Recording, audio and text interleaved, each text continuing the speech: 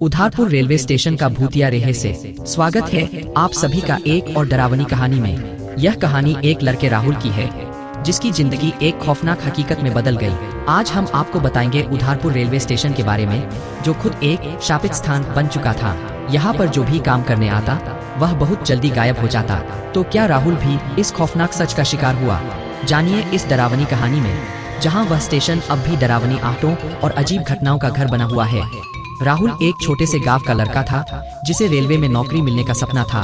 कड़ी मेहनत और संघर्ष के बाद उसे उधारपुर रेलवे स्टेशन पर काम मिल गया। लेकिन यह स्टेशन कोई सामान्य स्टेशन नहीं था। उधारपुर स्टेशन को लोग सिर्फ पुराने ट्रेनों के लिए नहीं बल्कि इसके भूतिया किस्सों के लिए भी जानते थे। कहते थे कि इस स्टेशन पर कोई भी कर्मचारी आया वो कुछ ही दिन बाद गायब हो जाता था। राहुल के मन में खुशी थी, लेकिन साथ ही उस स्टेशन की खौफनाक कहानियां भी उसे डराए हुए थी। राहुल की पहली रात की ड्यूटी थी और वह प्लेटफार्म पर अकेला था। स्टेशन में सन्नाटा था और आसपास की चुप्पी उसे और भी डरावनी लग रही थी। घड़ी में रात के 10 बज चुके थे। राहुल ने सोचा था कि रात के कुछ घंटे में ही उसकी ड्यूटी खत्म हो जाएगी, लेकिन इस रात का डरावना सच उससे काफी दूर था। राहुल ने अपने फोन में गाने चलाए ताकि डर से ध्यान हटा सके, लेकिन तभी उसे ऐसा महसूस हुआ जैसे कोई उसे पुकार रहा हो। राहुल, राहुल।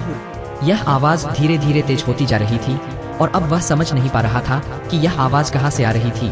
वह इधर उधर देखता है, लेकिन वहां कोई नहीं था। उसकी धड़कन तेज हो गई। तभी राहुल ने बाहर खड़े एक धुंधले रूप को देखा। एक लड़की सफेद कपड़ों में खड़ी थी। उसकी आंखों में डर था और उसका चेहरा घबराया हुआ था। राहुल, मुझे बचा लो, वह लड़की आवाज में कहा।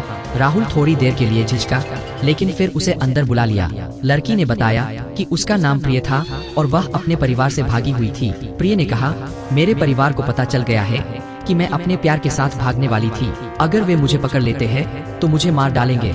राहुल थोड़ी देर के लिए असमंजस में था, लेकिन उसने उसकी मदद करने का फैसला किया। प्रिय को अंदर बैठने को कहा और खुद चाय बनाने चला गया। चाय बनाकर जैसे ही राहुल प्रिय के पास लौटता है, एक जोरदार चीख उसके कानों में पड़ती है। राहुल दौड़ते हुए केबिन में आता है, लेकिन वह जो दृश्य देखता है वह उसे रोंगटे खड़े कर देता है।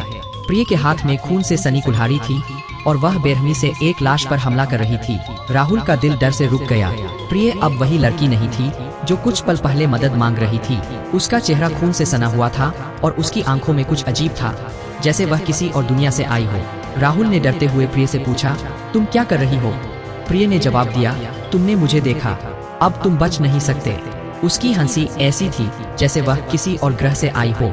राहुल घबराया और बाहर भागने की कोशिश करता है, लेकिन प्रिय ने उसे पकड़ लिया। उसकी आंखों में सांप जैसे बड़े काले और डरावने पुतले थे। राहुल के हाथ से चाय का कप गिर गया और उसकी धड़कन तेज हो गई। प्रिय ने अपना चेहरा राहुल की तरफ घुमा दिया और कहा, यह स्टेशन हमेशा से शापित रहा है। जो भी यहाँ आया उसने अपना जीवन इस स्टेशन को दे दिया। तुम भी अब हमारे बीच हो, उधारपुर स्टेशन के इतिहास का हिस्सा बन गए हो। राहुल भागने की कोशिश करता है, लेकिन अब उसे समझ में आ चुका था कि इस स्टेशन से भागना संभव नहीं था। अगले दिन जब अन्य कर्मचारी आए तो उन्होंने राहुल का शव प्लेटफार्म पर पाया। एक और भूतिया घटना, एक और अजनबी जो उधारपुर के खौफनाक इतिहास में शामिल हो चुका था। राहुल का नाम अब उधारपुर स्टेशन के इतिहास में एक और खौफनाक कहानी बन चुका था। स्टेशन के प्लेटफार्म पर हमेशा खौफनाक खामोशी रहती है। आवाजें, साए और कुछ पुराने यात्री जो अब यहाँ नहीं लौटते। यह स्टेशन अब भी उन आत्माओं का घर है। अगर आपको हमारी कहानी पसंद आई हो तो कृपया लाइक और शेयर करें। और हाँ, अगर आपके पास भी ऐसी कोई डरावनी कहानी हो तो हमें कमेंट सेक्शन में बताएं।